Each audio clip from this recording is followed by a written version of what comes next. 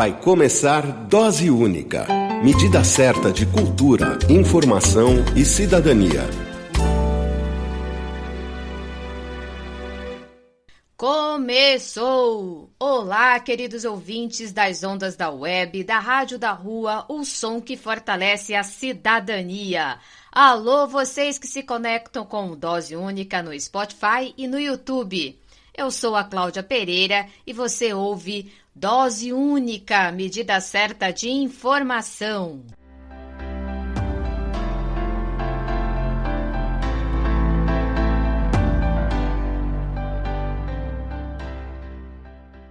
Um salve de carinho para Inês Godinho, Irineu, Denise, Valdirene e Seninha, que nos ouve de São Paulo.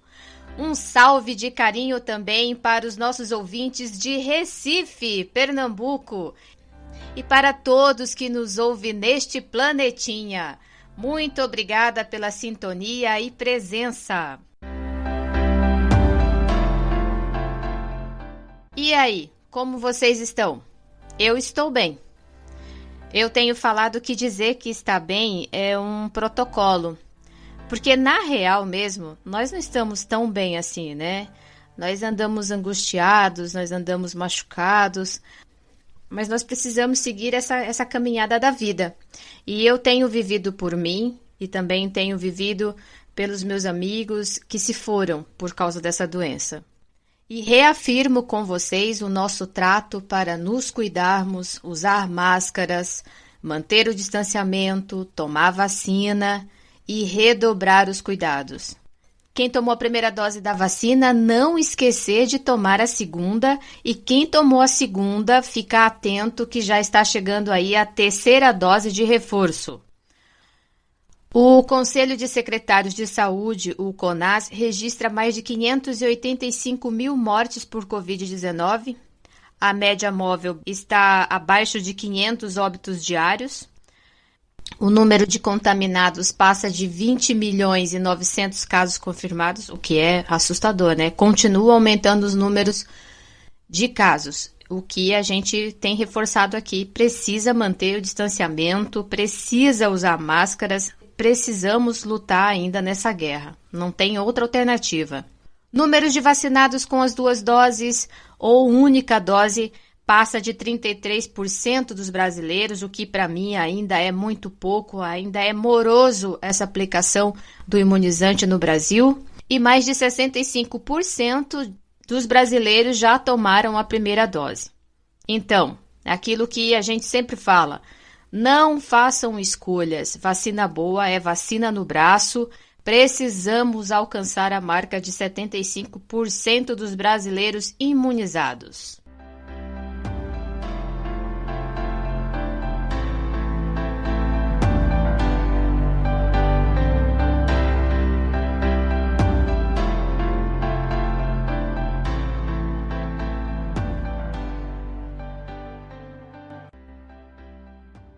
Seguimos na rádio do Papo Reto, que fortalece o som da cidadania com doses de notícias, informações, poesia e entrevista. Neste episódio, a entrevistada é uma mulher excepcional, referência na luta por moradia na cidade de São Paulo e em todo o Brasil. Carmen Silva. Daqui a pouco ela partilha sobre o direito à moradia digna. Alô, amigos. Falou, tá falado. Ouça sempre Dose Única. Dose Única é cultura, informação e cidadania. Eu sou o Benito de Paula. Um abraço.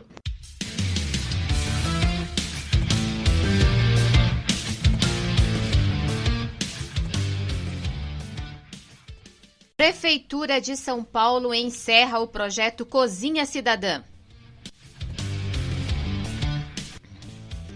A Prefeitura de São Paulo, na gestão do prefeito Ricardo Nunes, informou que o programa Cozinha Cidadã será encerrado no dia 25 de setembro. O projeto foi criado no início da pandemia de 2020 para fornecer alimentos para a Pop Rua e famílias em situação vulnerável na capital. Nesse tempo, foram distribuídas mais de 3 milhões de marmitas. Pessoas em situação de rua, famílias de comunidades carentes, organizações e o comitê da Pop Rua estão bastante preocupados com o encerramento do programa. Na região de Santo Amaro, no Largo 13, o programa foi encerrado no dia 9 de setembro. Centenas de pessoas da região tinham como sua única opção para fazer as refeições diárias a distribuição de marmitas do projeto.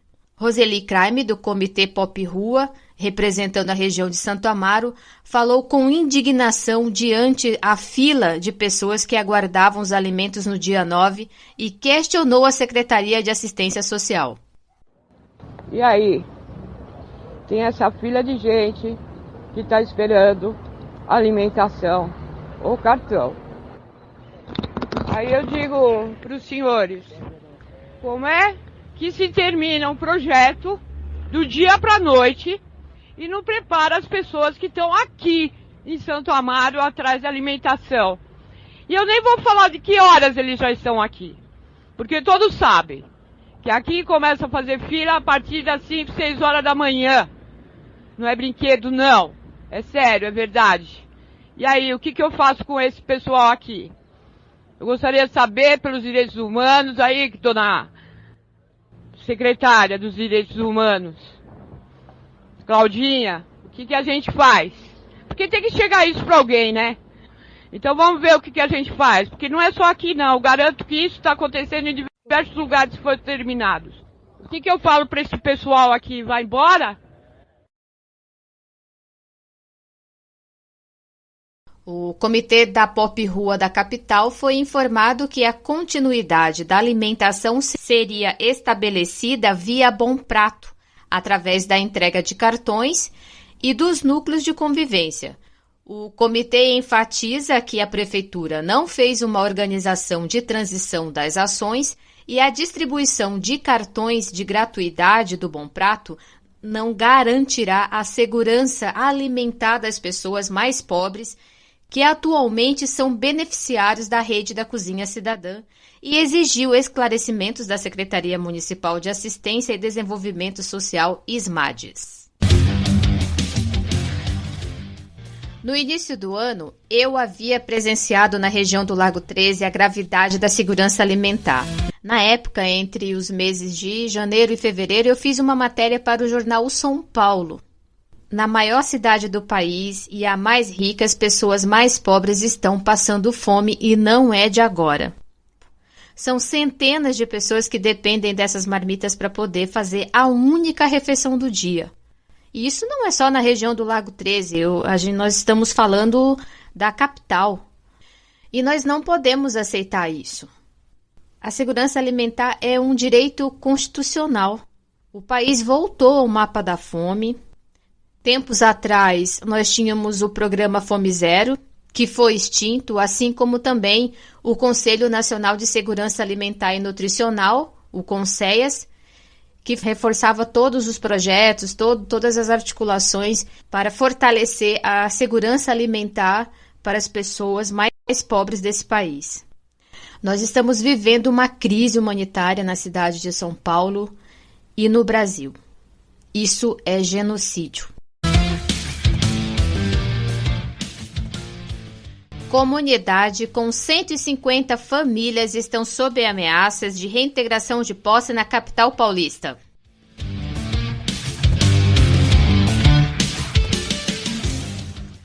No dia 9 de setembro, mais de 100 famílias da comunidade Vila Rosa foram surpreendidas nas primeiras horas da manhã com uma ação administrativa de remoção.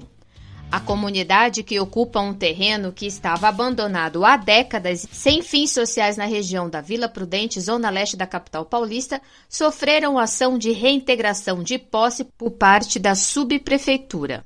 Parte do terreno pertence ao município e a outra é propriedade privada, que já existe um processo de reintegração de posse. O curioso dessa ação é que as famílias não receberam uma ordem judicial. Na manhã do dia 9, a subprefeitura designou para o local tratores, caminhões e a Guarda Civil Metropolitana para remover os barracos do terreno que pertence à Prefeitura. Alexandre Kiko, da Coordenação Municipal da Central de Movimentos Populares de São Paulo, falou ao Dose Única sobre a ação arbitrária da subprefeitura em plena pandemia e a resistência da comunidade pelo direito de permanecer na área.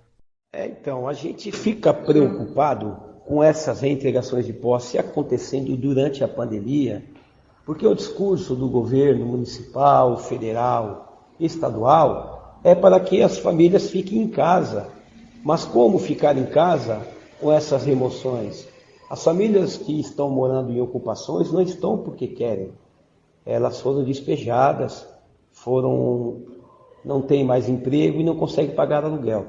Então aqui na Vila Rosa, desencadeou uma ação administrativa. A subprefeitura ia remover 150 famílias que estão lá nessa área. Eles desmancharam os barracos que não havia ninguém morando, mantendo as famílias que estavam de fato morando dentro da sua casa. Mas isso não acabou, isso nos assusta, porque é o momento mais difícil quando eles pedem para ficar em casa e tem uma atitude dessa, querer jogar centenas e milhares de pessoas nas ruas. Essa área particular, ela não cumpre a função social da propriedade, está lá parada há mais de 30 anos, e a nossa luta é justamente para denunciar o poder público, porque que nunca foi notificada, né? Que cumpra a Constituição de 88, a área que não cumpre a função social da propriedade, o governo tem que notificar e desapropriar para interesse de habitação, para HIS, interesse de habitação, interesse social. Então é isso que a gente luta, a gente faz a denúncia, a gente não quer manter famílias em situações precárias, de risco e nem insalubre. A gente quer denunciar que existem áreas como essa na cidade de São Paulo que pode ser habitada. Com a ajuda dos movimentos de moradia e o advogado da Defensoria Pública, foi possível fazer um acordo e os barracos em que as famílias estão morando permaneceram e os que estavam vazios foram demolidos. A ação por parte da subprefeitura foi arbitrária, uma vez que não havia uma ordem judicial. O advogado Eduardo Santos, que esteve durante a ação em defesa dos moradores, explicou que não tem um processo judicial por parte da subprefeitura e que a mesma se recusou a passar o processo administrativo para a comunidade ter conhecimento. E os encaminhamentos será para a proteção das famílias que resistem no local. Na área particular existe um processo de manutenção de posse movida pelo proprietário que busca remover as famílias. Então a atuação jurídica e a perspectiva nesse sentido é a defesa judicial, é tentar suspender a remoção. Acho importante a gente sempre lembrar que a gente está em um contexto de pandemia, todas as recomendações são pelo isolamento social, pela garantia de moradia, inclusive a moradia e o direito à moradia é uma das formas de combate à pandemia. Então essas famílias têm direito, deve ser respeitado o direito à moradia. E a outra parte é a área pública, que não tem processo judicial e a prefeitura tentou remover sem essa decisão, sem informar os moradores, de surpresa. A gente ainda não tem nem acesso ao processo administrativo da subprefeitura, foi recusado a passar para nós. Inclusive a Secretaria de Habitação nos informou que é um processo sigiloso. Então, para essa situação, o primeiro passo é, primeiro, sentar com a subprefeita, ter acesso a esse processo administrativo para a gente pensar as alternativas, né? Então, em um encaminhamento é ter acesso a esse processo, no outro é a defesa judicial. É uma área que nunca cumpriu com a sua função social, essas famílias têm direito à moradia, elas já consolidaram sua moradia ali, elas estão morando ali já há algum tempo, e nesse contexto que a gente atravessa, o direito à moradia quase se torna sinônimo do direito à vida, né? Em um momento de pandemia, todas as recomendações são isolamento social. Marina de Lourdes, uma das lideranças, relatou que a situação das famílias, além de ser vulnerável, a prefeitura coordenou uma ação que assustou os moradores e sem nenhum respaldo que justificasse a retirada das famílias. Mas que a comunidade, apesar do susto, segue fortalecida.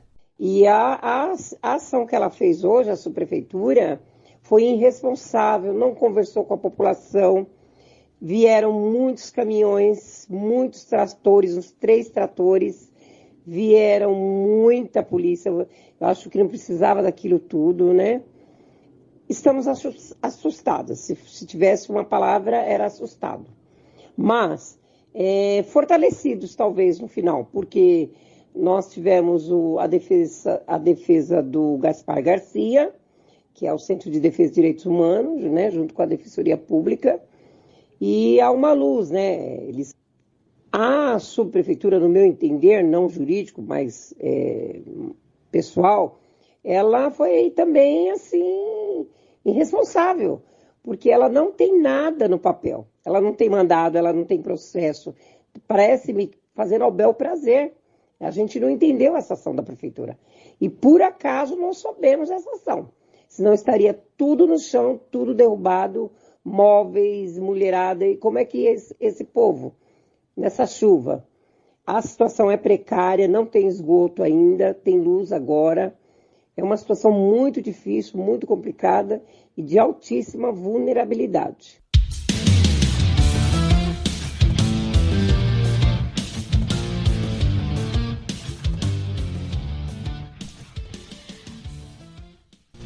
Então, mais uma situação de despejo que a gente vive nesse país, né?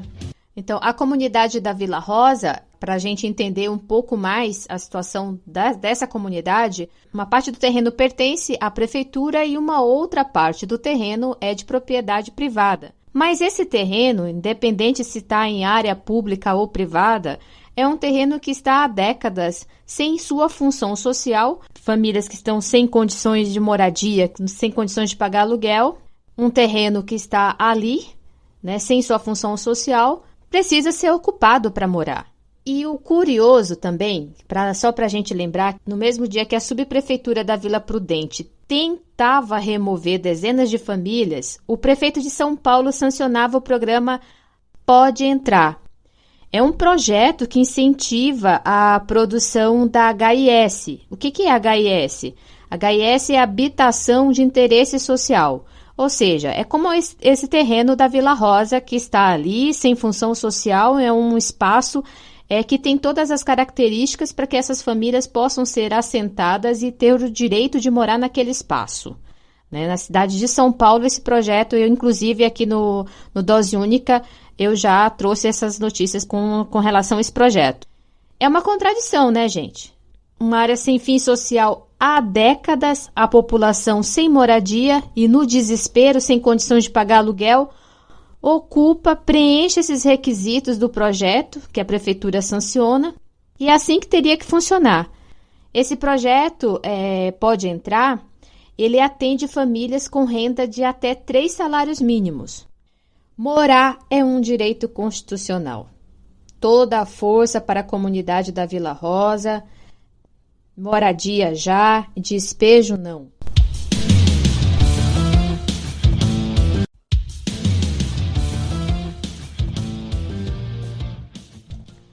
Aumenta a pobreza no Brasil. A renda individual média do brasileiro teve uma redução de 9,4% na comparação com o fim de 2019. A conclusão é de um estudo do Centro de Políticas Sociais da Fundação Getúlio Vargas, divulgado no dia 9 de setembro. Segundo a pesquisa, a queda foi desigual e afetou principalmente os mais pobres, que sofreu uma redução de 21,5% da renda per capita.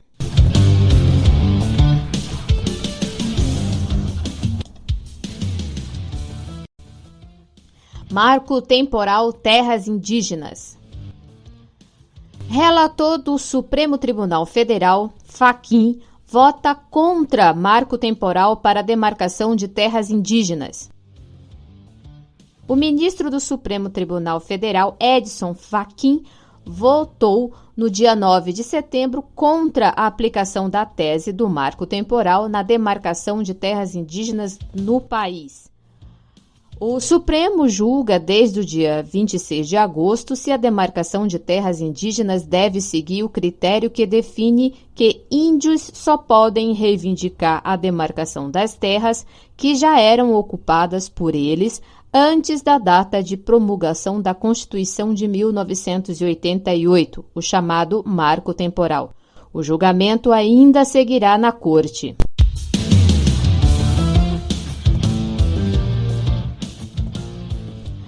Bolsonaro recua após ataques de 7 de setembro.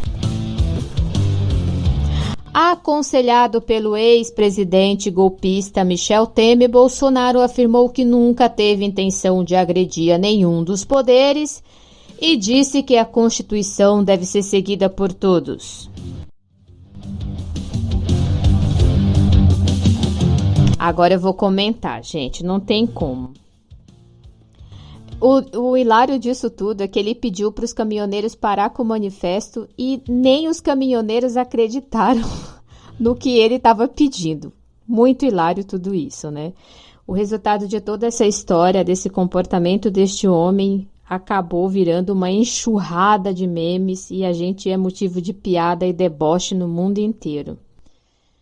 O Temer foi lá dar um jeito no cara, no mimado, né, para fazer a vontade dos banqueiros, dos empresários, da mídia, mas que fique bem claro que os mais pobres desse país continuam com a fome, sendo expulsos de suas moradias, estão desempregados cada vez mais. O que o Temer fez foi lá apaziguar, passar uns panos quentes aí nas coisas para melhorar o cenário, né, principalmente econômico no mundo, né, quanto o Brasil.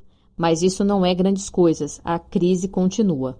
E para fechar, apesar dessa coisa hilária e a gente ter virado chacota, eu acho que vale muito a gente ouvir a resposta em que o ministro Luiz Roberto Barroso, ministro do Tribunal Superior Eleitoral, deu para esta pessoa que foi eleita como presidente da República. Ouvindo o que o Barroso diz, a resposta muito bem dada, eu em alguns trechos da fala do Barroso, eu fico com sentimento de vergonha mesmo, e ao mesmo tempo muito triste, né? Como é possível neste país um ministro chamar a atenção da autoridade máxima deste país, que é o presidente? Lastimável. Já começa a ficar cansativo no Brasil ter que repetidamente desmentir falsidades, para que não sejamos dominados pela pós-verdade, pelos fatos alternativos, para que a repetição da mentira não crie a impressão de que ela se tornou verdade. É muito triste o ponto a que chegamos. De fato, o voto é elemento essencial da democracia representativa. Outro elemento fundamental é o debate público, permanente e de qualidade, que permite que todos os cidadãos recebam informações corretas, formem a sua opinião e apresentem livremente os seus argumentos. Quando esse debate é contaminado por discursos de ódio, campanhas de desinformação e teorias conspiratórias infundadas, a democracia é aviltada. O slogan para o momento brasileiro, ao contrário do propalado, parece ser: conhecerás a mentira e a mentira te aprisionará. Bem, depois de quase 3 anos de campanha diuturna e insidiosa contra as urnas eletrônicas, por parte de ninguém menos do que o presidente da República, uma minoria de eleitores passou a ter dúvidas sobre a segurança do processo eleitoral. Dúvida criada artificialmente por uma máquina governamental de propaganda. assim que pararem de circular as mentiras, as dúvidas se dissiparão. O presidente da República repetiu incessantemente que teria havido fraude na eleição na qual ele se elegeu. Disse eu, então, à época, que ele tinha o dever moral de apresentar as provas. Não apresentou. Continuou a repetir a acusação falsa e prometeu apresentar as provas novamente. Após uma live que deverá figurar em qualquer futura antologia de eventos bizarros, foi intimado pelo TSE para cumprir o dever jurídico de apresentar as provas, se as tivesse. Não apresentou.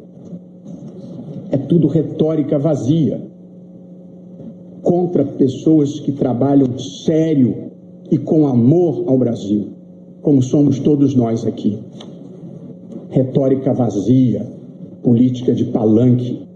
Hoje em dia, salvo os fanáticos, que são cegos pelo radicalismo, e os mercenários, que são cegos pela monetização da mentira, todas as pessoas de bem sabem que não houve fraude e quem é o farsante nessa história. Foi o Congresso Nacional, não o TSE, quem recusou o voto impresso, e aliás fez muito bem. O presidente da Câmara afirmou que após a votação da proposta o assunto estaria encerrado. Cumpriu a palavra. O presidente do Senado afirmou que após a votação da proposta o assunto estaria encerrado. Cumpriu a palavra. O presidente da República, como ontem lembrou o presidente da Câmara, afirmou que após a votação da proposta o assunto estaria encerrado. Não cumpriu a palavra. Seja como for, é uma covardia atacar a Justiça Eleitoral por falta de coragem de atacar o Congresso Nacional, que é quem decide a matéria. Insulto não é argumento. Ofensa não é coragem. A incivilidade é uma derrota do espírito. A falta de compostura nos envergonha perante o mundo. A marca Brasil sofre nesse momento, triste dizer isso, uma desvalorização global. Não é só o real que está desvalorizando. Somos vítimas de chacota e de desprezo mundial.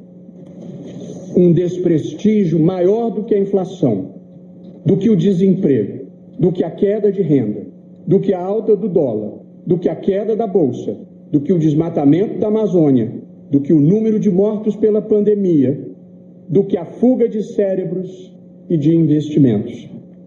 Mas pior que tudo, a falta de compostura nos diminui perante nós mesmos. Não podemos permitir a destruição das instituições para encobrir o fracasso econômico, social e moral que estamos vivendo. A democracia tem lugar para conservadores, liberais e progressistas. O que nos une na diferença é o respeito à Constituição, aos valores comuns que compartilhamos e que estão nela inscritos. A democracia só não tem lugar para quem pretenda destruí-la. Com a bênção de Deus, Deus de verdade, do bem, do amor, do respeito ao próximo, com a bênção de Deus e a proteção das instituições, um presidente eleito democraticamente pelo voto popular tomará posse no dia 1º de janeiro de 2023. Assim será. Alô, amigos. Falou, tá falado. Ouça sempre Dose Única. Dose Única é cultura, informação e cidadania. Eu sou o Benito de Paula. Um abraço.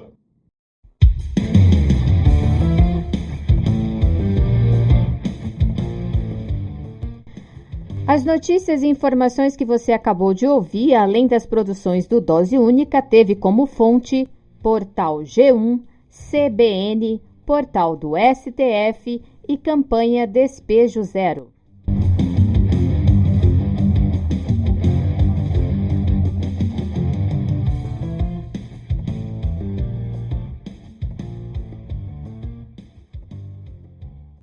Dose Única. Medida certa de cultura, informação e cidadania.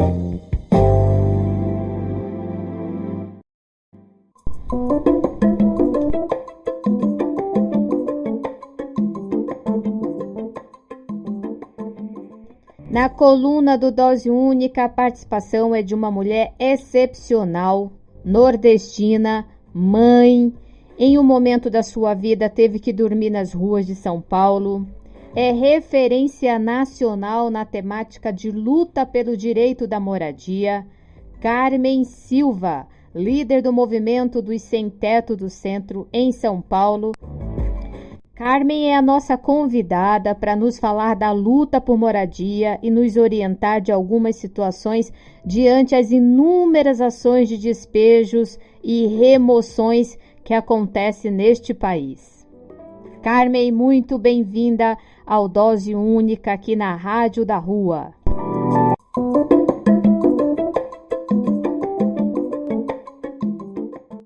Carmen, seja muito bem-vinda aqui no Dose Única, aqui na Rádio da Rua.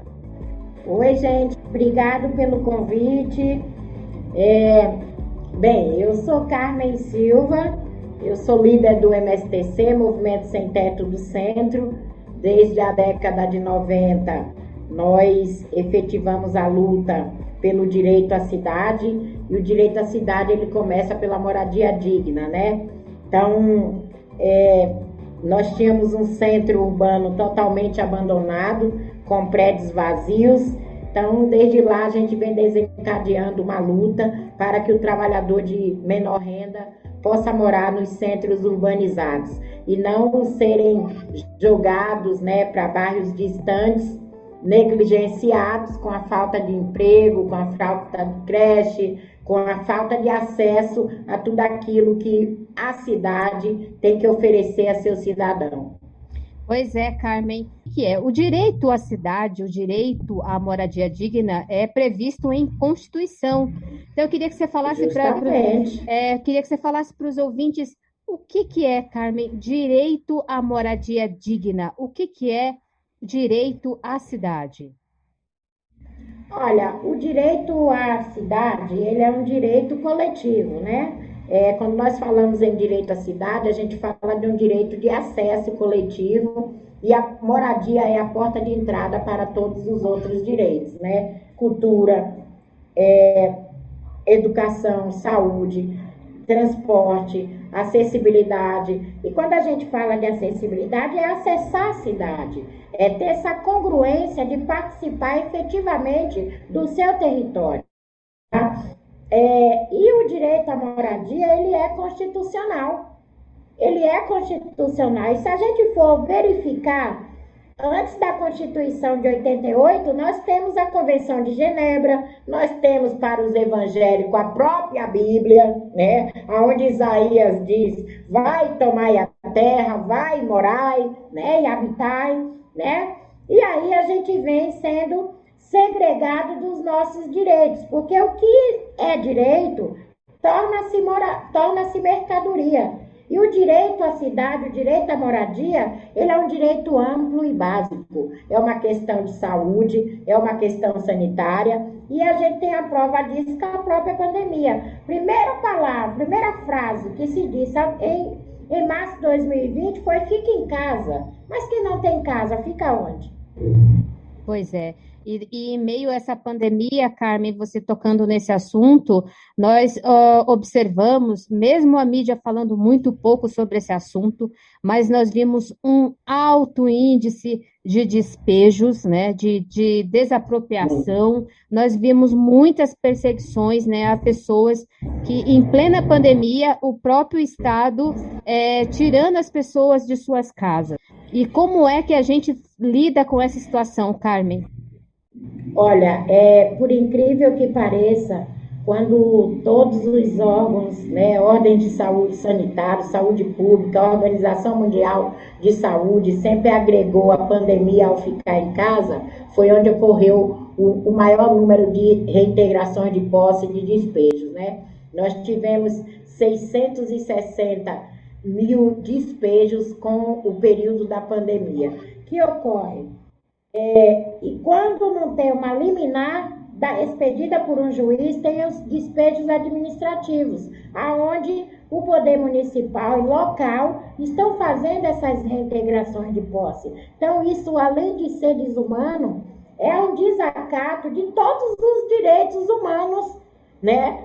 Com a possibilidade do trabalhador de menor renda, onde nós temos, falando aqui de Brasil, 14 milhões de desempregados, né? A primeira atingida são as mulheres, arrimos de família que cuidam dos seus filhos, que cuidam da sua família. Aqui nós tivemos um veto, né, numa lei federal expedida pelo STF, pelo Bolsonaro, né, quando o STF pedia para que não houvesse despejo durante a pandemia, o Bolsonaro veta, e aqui na capital de São Paulo, um veto também sobre isso, com a PL 146, da deputada estadual Leci Brandão. O governador Dória, ele também faz um veto dizendo que já tem vacina, então quem está vacinado pode ir para a rua.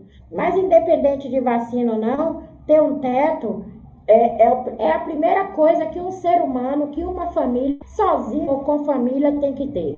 Sem um teto, a pessoa não pode se estabilizar. Sem um teto, a pessoa, inclusive, não exerce o seu direito de cidadão. Porque ele não tem nenhum aparato legal, né? Ele não tem um aparato moral e social também, sem um teto.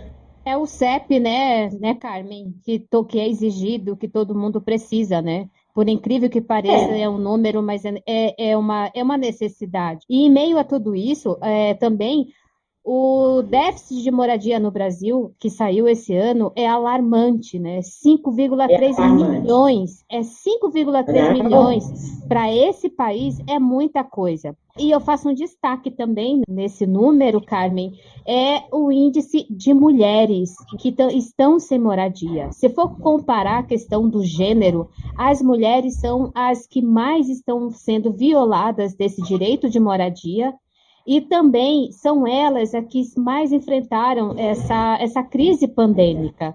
E eu queria que você nos orientasse, principalmente para os nossos ouvintes que passam por essa situação, qual é o caminho que a gente faz para manter ou para seguir essa luta que é um direito nosso? Olha, o caminho que nós temos, gente, é o caminho de atuação em rede e da tecnologia social, que é a troca de saberes e da escuta. Nós temos que nos compreender como sujeitos de direito e compreender a nossa origem. A gente não pode fazer da nossa desigualdade setorial ser maior do que a outra desigualdade. A desigualdade, ela é criada, né? Ela é criada. E a nossa diferença, ela é nata. Então, o que nós temos que fazer é nos agrupar. Esse agrupamento de rede, cada um fazer essa troca. E é isso que tem dado certo no movimento do qual eu coordeno. Porque, olha, se a gente não tiver essa atuação em rede, não nos compreendermos como origem, nós estamos totalmente perdidos. Por exemplo, eu moro numa capital que dá, se a gente for comparar com alguns países, a capital de São Paulo dá 3, 4 países dentro dele, né? Então nós temos que nos compreender primeiramente como origem, ter escuta e trabalhar em rede, ter atuação em rede, porque é esse pacto que vem nos salvar, é um pacto solidário, tá? Da compreensão dos diferentes. Carmen, com relação a esse déficit que a gente tem, dessa desigualdade de moradia tão grande nesse país, tão estúpida para essa realidade, nessa esperança da gente reverter essa situação, o que a gente precisa, além das políticas públicas, para contornar esse cenário que a gente está vivendo atualmente no Brasil? Olha, gente, leis a gente já tem demais. O que falta em nós realmente é a participação efetiva.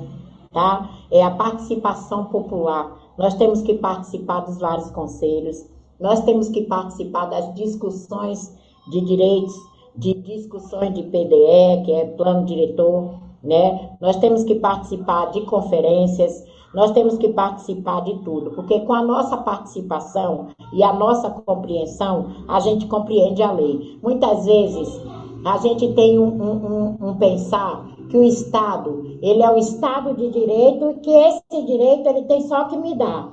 Mas a gente não faz o nosso papel, inclusive. Por exemplo, nós temos que ter documentos.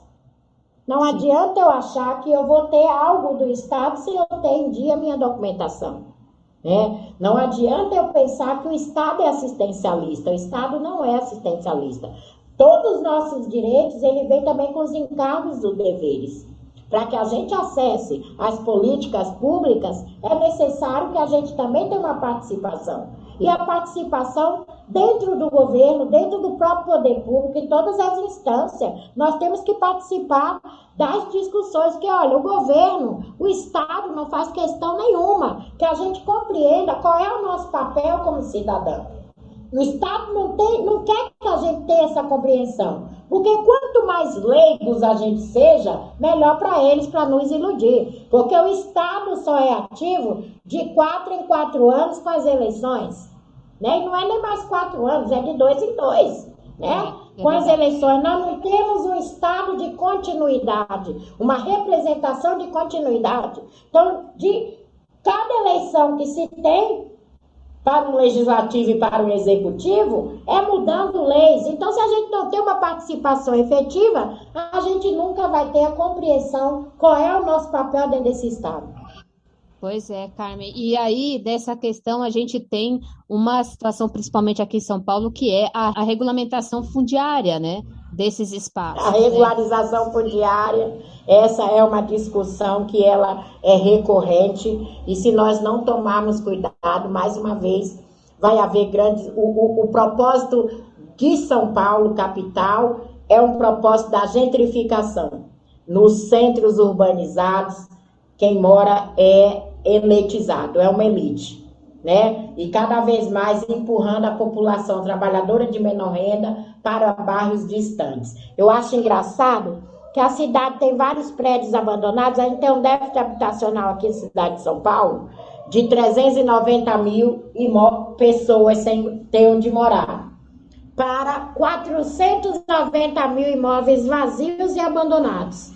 Quando nós ocupamos um imóvel desse, é polícia, é o próprio morador do lado chamando a polícia, mas agora empurra a população para as áreas de mananciais, ninguém chama a polícia.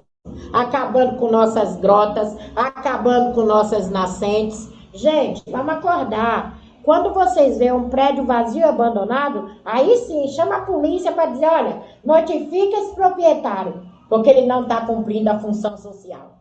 Então, eu acho que é bom aproveitar essa oportunidade para a gente explicar para os nossos ouvintes o que é, de fato, um prédio com função social e o que é ocupar.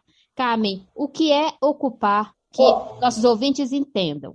Ocupar é total função social. A função social, além de você morar, você tem que exercer naquele espaço todo o aspecto social que um espaço, mesmo físico, merece. Você tem que morar, você tem que educar, você tem que limpar, você tem que zelar, você tem que manter seus impostos em dias. É uma função social. Agora, um prédio vazio, abandonado, que não desempenha nenhuma função, a não ser questões de segurança, que é um prédio vazio, uma questão sanitária, porque acumula lixo, acumula ratos, acumula insetos, micróbios que trazem doenças que já estavam erradicadas, como tuberculose, sarampo, meningite, e que é um lugar que não tem nenhuma segurança. Então a gente tem que pensar muito nessa questão do que é ocupar e do que é invadir. Ocupar é dar uma função, é morar, mas morar não é simplesmente entrar numa caixa dentro de um quadrado, se trancar e sair. Morar é limpar, é zelar, é pagar imposto,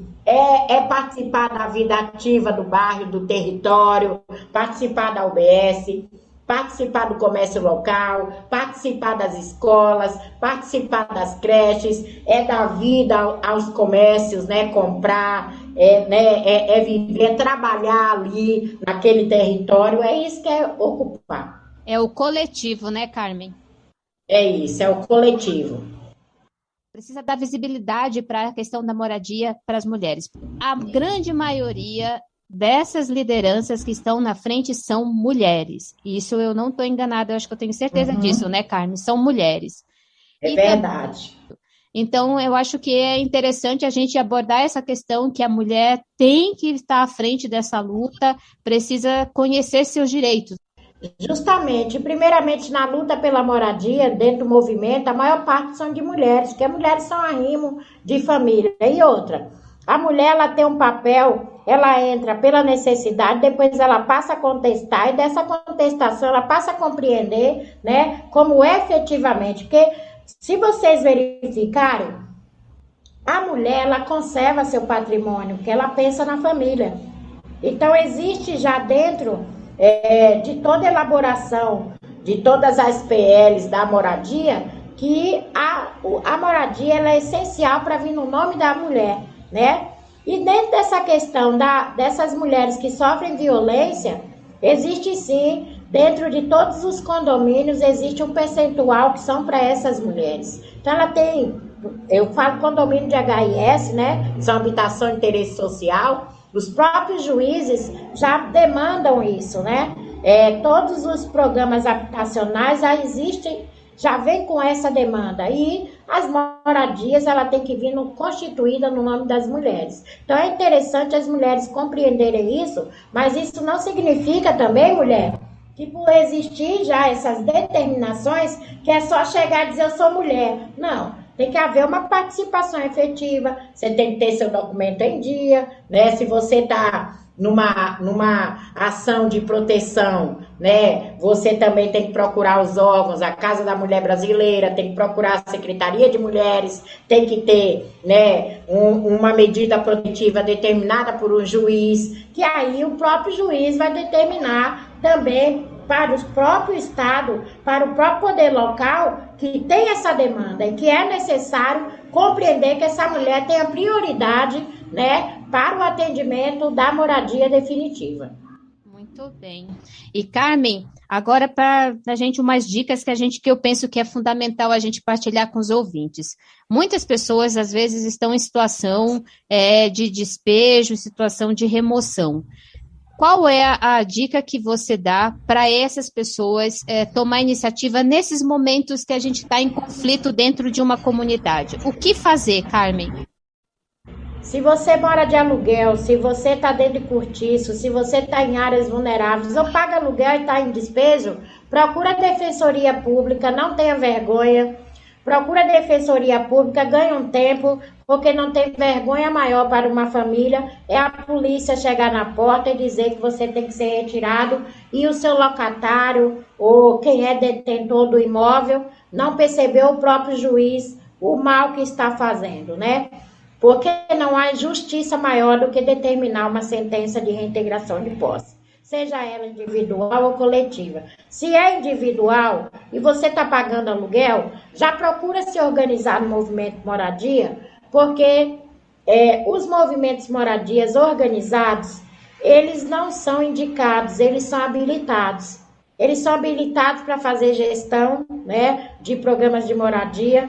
Então, é nos organizando que a gente vai conquistar a nossa moradia. O movimento social, ele é interlocutor entre a tua necessidade e o poder público. O movimento participa efetivamente nos mesmos conselhos que o poder público está, tá? E se é um locatário individual, tiver numa situação de despejo, procura a Defensoria Pública, tá certo? Procura a Defensoria, procura conversar o teu problema, porque não se cala, não fica sozinho, porque eu sei que a situação no país que a gente está vivendo é uma situação de quem ainda está trabalhando, ter o seu salário reduzido e muitas vezes quando você paga aluguel, você não tem o que comer.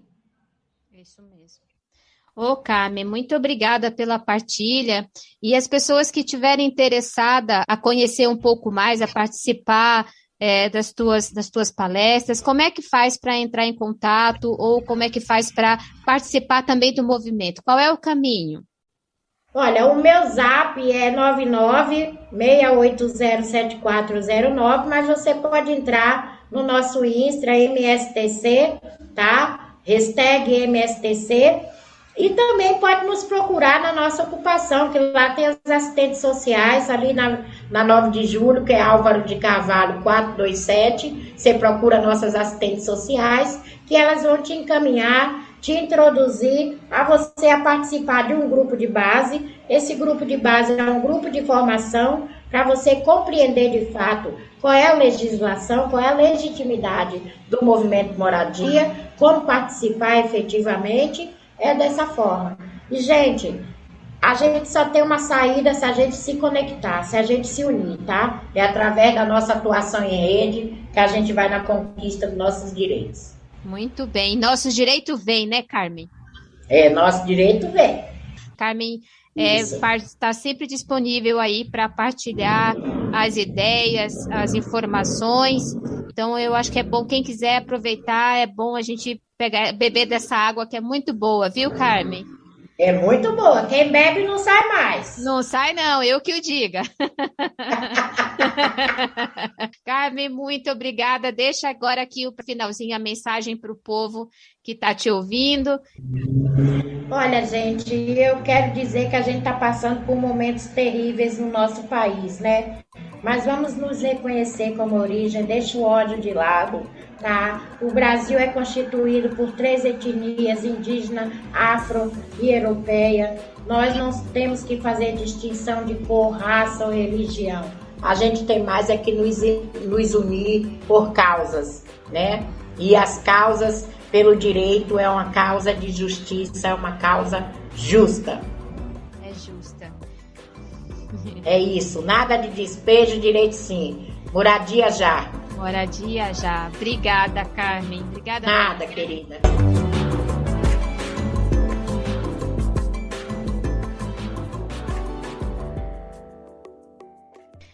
Carmen, muito obrigada pela partilha. Moradia não é mercadoria, moradia é um direito.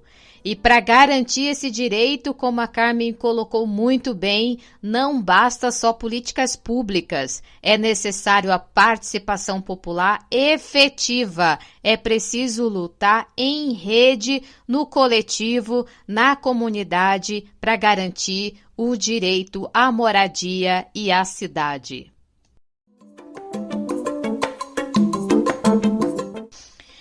E eu vou repetir aqui o telefone de contato da Carmen, que ela colocou disponível para quem quiser entrar em contato com a Carmen, quiser partilhar um pouco mais.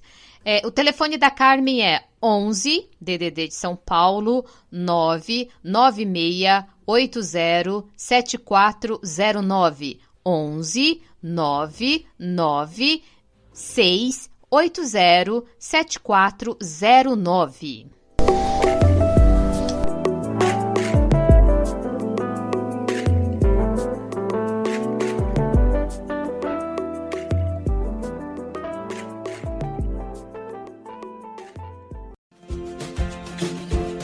Você está ouvindo Dose Única, medida certa de cultura, informação e cidadania.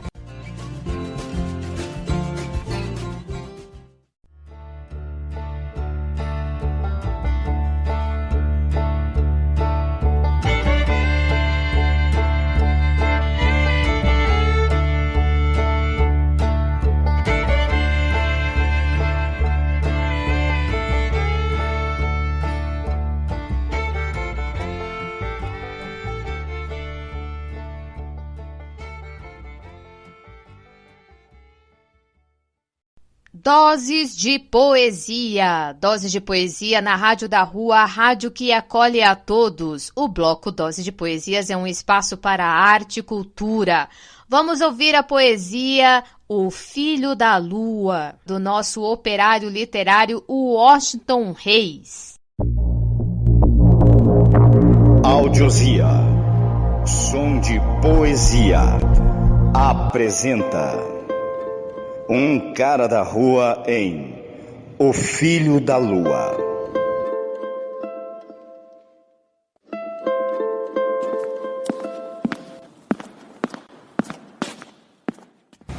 Lá vem da calçada esse canalha, esse cara da rua e sua rima imunda. Ele prima por ser verso sujo, afia sua verdade nua, faz todos irem na sua.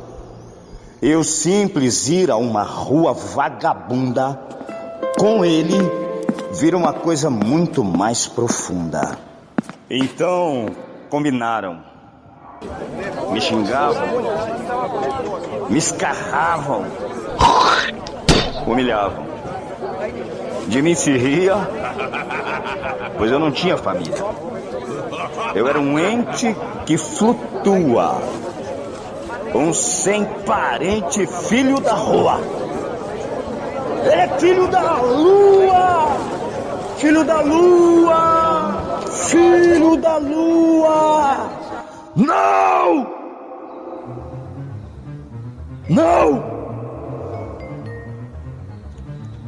Eu explicava em vão para aquela multidão que naquela madrugada, de noite enluarada, eu desnudei da noite o véu. Eu levantei da calçada para dormitar no céu.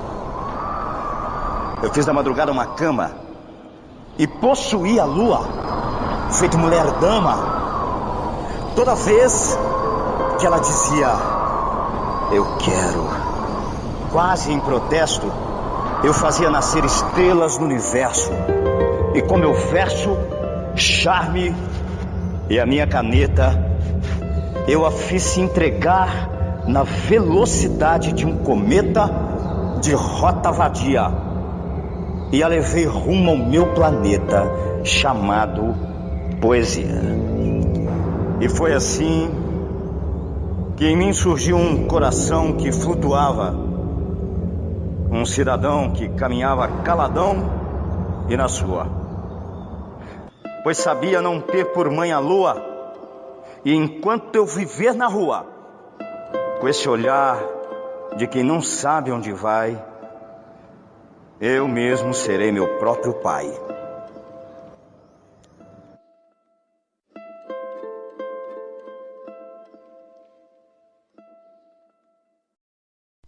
Grande Washington Reis!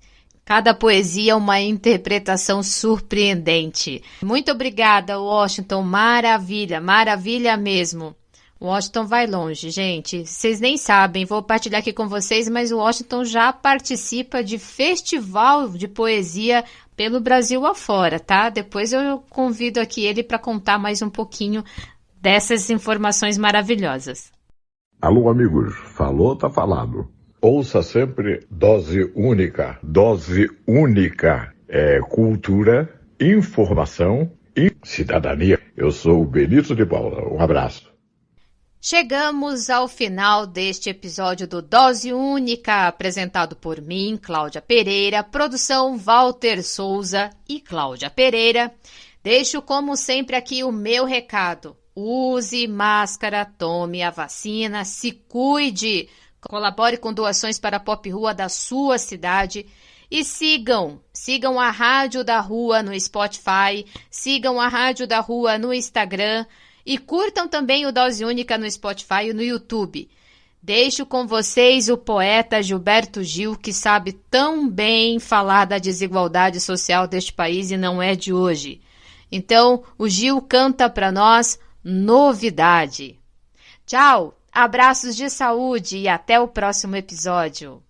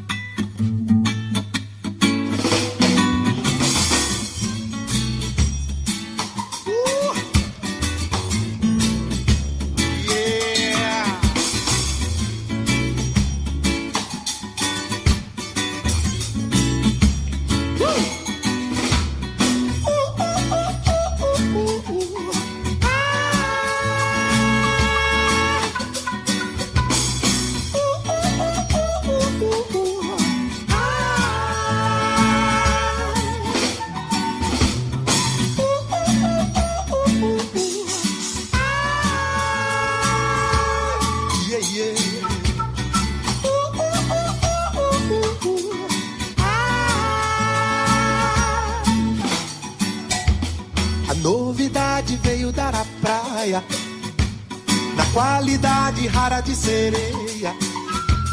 Metade o busto de uma deusa maia, metade o grande rabo de baleia. A novidade era o máximo do paradoxo estendido na areia. Alguns a desejar seus beijos de deusa, outros a desejar seu rabo pra ceia. Oh, mundo tão desigual, tudo é tão desigual. Oh, oh, oh, oh, oh, oh. Oh, de um lado esse carnaval, do outro a fome total. Oh, oh, oh, oh, oh, oh.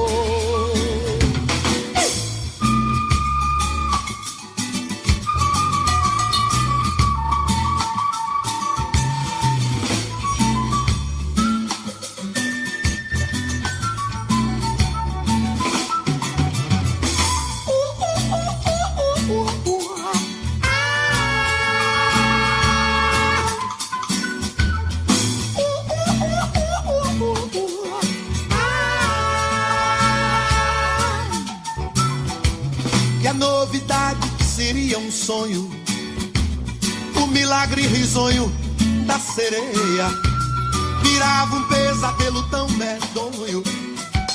Ali naquela praia, ali na areia, a novidade era a guerra entre o feliz poeta e o esfomeado, estraçalhando uma sereia bonita, despedaçando o sonho pra cada lado. Ah, oh, mundo tão desigual, tudo é tão desigual. Oh, oh, oh, oh, oh, oh. Ah, oh, de um lado esse carnaval, do outro a fome total. Oh, oh, oh, oh, oh, oh.